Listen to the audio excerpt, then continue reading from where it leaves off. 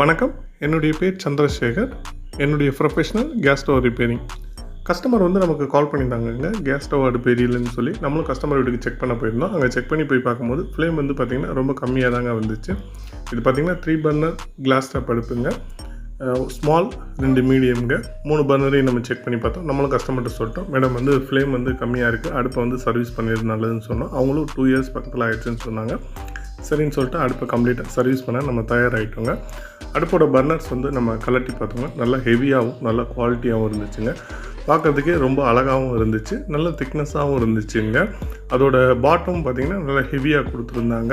அந்த அலுமினிய bottom with அந்த பிராஸ் பர்னர் பார்த்திங்கன்னாவே தெரியும். அதில் ஃபுல்லாக பார்த்திங்கன்னா நல்லா மாடலாக டிசைனாக கொடுத்துருந்தாங்க. அதன் பின்னாடி பார்த்திங்கன்னா நம்ம அடுப்பை சர்வீஸ் பண்ண தயாராகிட்டோங்க. அந்த அடுப்புலேயே நேபில் நிறையா விஷயங்கள் மென்ஷன் பண்ணியிருந்தாங்க. நேப் பார்த்திங்கன்னா நல்லா திக்காகவும் ஹெவியாகவும் இருந்துச்சுங்க. ரவுண்ட் டைப்பில் கொடுத்துருந்தாங்க. இந்த நேபு நல்லா பார்க்குறதுக்கே ரொம்ப அழகாக இருந்துச்சு. நம்ம புஷ் பண்ணுறதுக்கும் ரொம்ப ஈஸியாகவும் சுலபமாகவும் இருந்துச்சு.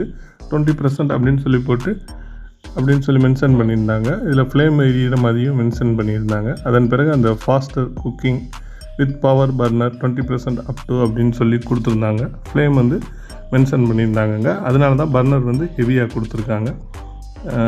இந்த அடுப்பை நம்ம சர்வீஸ் பண்ண தயாராகிட்டோங்க. எப்பவும் போல் உள்ள மாடல் தாங்க. பிராஸ் வால்வு உள்ள அடுப்பு தாங்க. பிராஸ் வால்வில் அலுமினிய பைப் கொடுத்துருந்தாங்க. நம்ம அடுப்பை சர்வீஸ் பண்ண கம்ப்ளீட்டாக ரிமூவ் பண்ணி கம்ப்ளீட்டாக கிளியர் பண்ண தயாராகிட்டோங்க. அடுப்பையும் நம்ம சர்வீஸ் பண்ணி அதோட ஜெட் எல்லாமே நம்ம க்ளீன் பண்ணி மாற்றியாச்சுங்க. இந்த மாடல் வால்வு எப்போவுமே நம்ம வாங்கிக்கிறது பயனுள்ளதுங்க. சர்வீஸ் பண்ணுறதுக்கு ஈஸியாக இருக்கும். அதோட ஸ்பேர் எப்போவுமே நமக்கு கிடைக்குங்க. அடுப்பை நம்ம கம்ப்ளீட்டாக சர்வீஸ் பண்ணி ஃபிக்ஸ் பண்ணிட்டோங்க. ஃபிக்ஸ் பண்ணிவிட்டு அடுப்பு எரிய வச்சு பார்க்கும்போது பார்க்கறதுக்கே ரொம்ப அழகாகவும் ரொம்ப சூப்பராகவும் இருந்துச்சுங்க. இந்த அடுப்பில் பார்த்திங்கன்னா கிளாஸ் பார்த்திங்கன்னா நல்லா திக்காக ஹெவியாக கொடுத்துருந்தாங்க. பிரீத்தி ப்ளூ ஃப்ளேம் அப்படின்னு சொல்லி மென்ஷன் பண்ணியிருந்தாங்க. அடுப்பை பார்த்திங்கன்னாவே தெரியும் ஃப்ளேம் எந்த அளவுக்கு அழகாக எரியுதுன்னு சொல்லி.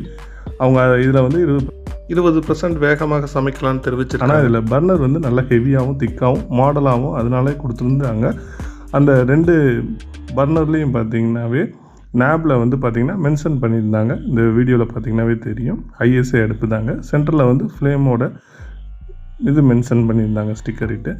அதனால் கண்டிப்பாக இந்த அடுப்பு தாராளமாக வாங்கலாங்க. நல்லா சூப்பராக இருந்துச்சுங்க. நானே பிரீத்தி ப்ளூ ஃப்ளேம் ஸ்பார்க்கில் இதாங்க ஃபஸ்ட் டைம் இந்த அடுப்பு நம்ம சர்வீஸ் பண்ணது. இந்த மாடல் பர்னர்ஸ் நல்லா இருக்குங்க. கண்டிப்பாக நீங்களும் வாங்கி பயன்படுத்துங்க.